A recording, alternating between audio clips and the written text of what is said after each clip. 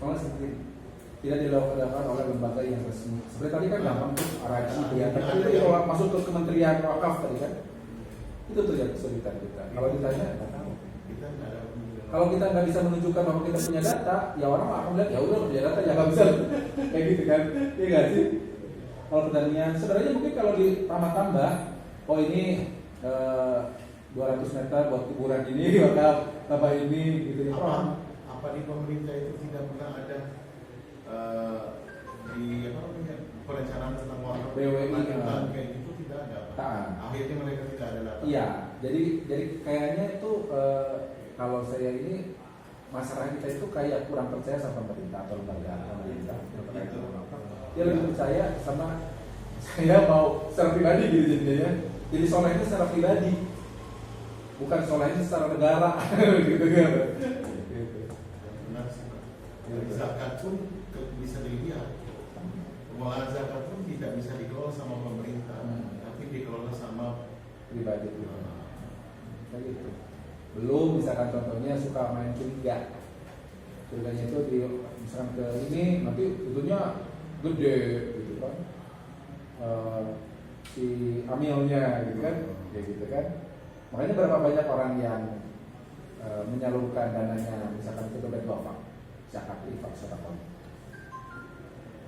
Enggak, di antara bapak ibu sekarang ada yang ke dompet bapak. Ada yang mengelola dana zakat atau ngasih dana zakatnya ke dompet bapak atau ke lembaga resmi lainnya? Enggak ya. Saya tidak bisa. Saya belum. Anak saya sekolah di dompet bapak. Oh itu ya. Ada itu ya. Karena itu. Apakah di dompet bapak ibu sekalian sekarang ada? Tapi menyalurkan zakat, menyalurkan zakat pernah sih Pak. Iya. Ya pasti pernah. Cuma rutin atau enggaknya gitu kan. Iya. Kalau di Malaysia atau di Turki kan memang ada lembaga resminya, memang harus ke situ. Jadi memang harus dipaksa. Iya. Dipaksa. Jadi dipaksa dan diatur. Kalau nggak diatur agak kacau gitu ya.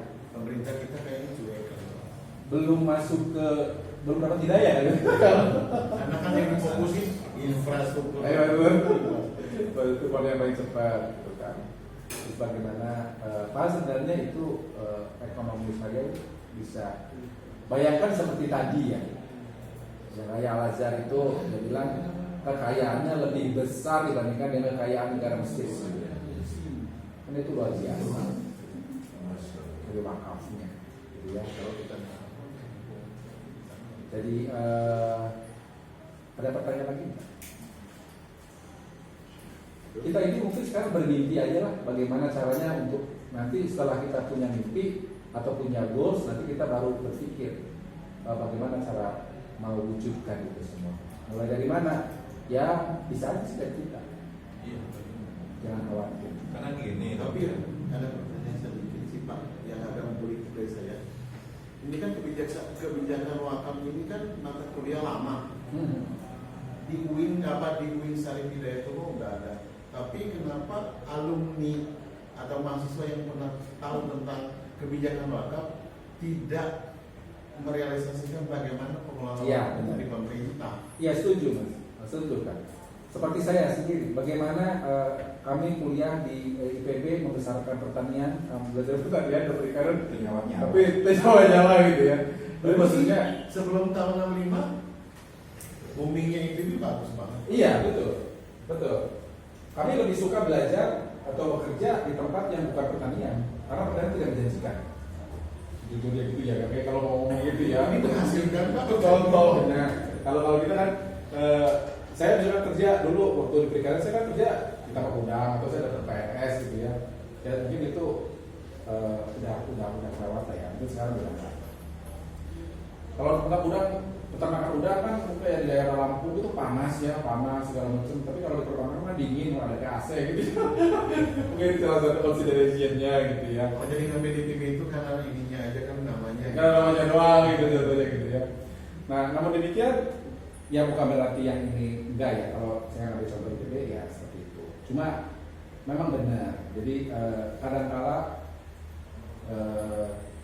orang belajar wakaf ya, kemudian jurusan wakaf gitu ya. Pada waktu dia lulus, kemudian dia mau bekerja mungkin gitu kan ya, itu dia akan terbentur dengan realitas. Oh ternyata realitasnya ini masih berat.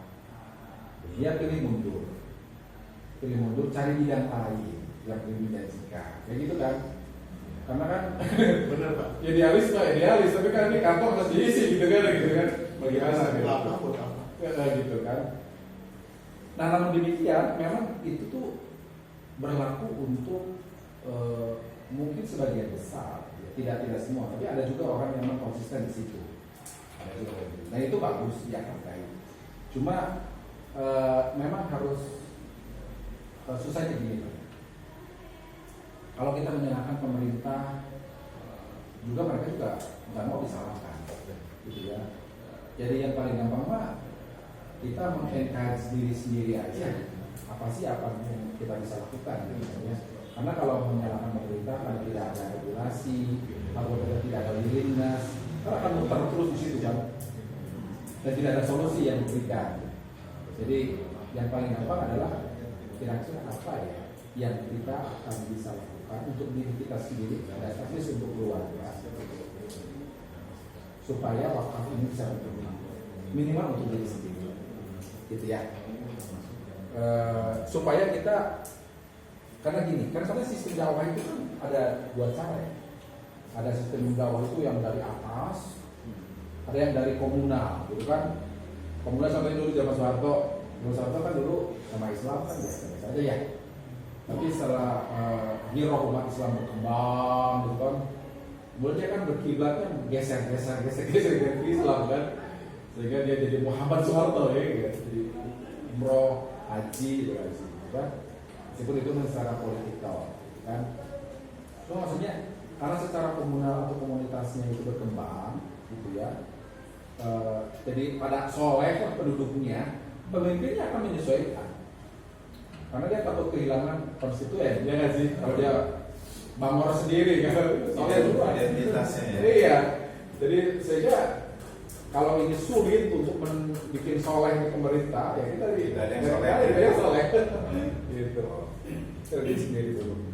Saya itu aja dulu ya. Iya, yang paling gampang begitu sih, supaya tidak jalan tentang. Oke. Siap lah. Ada pertanyaan lagi? Menarik ya. Pertemuan nanti aja. Nanti ya, setelah Pertemuan selanjutnya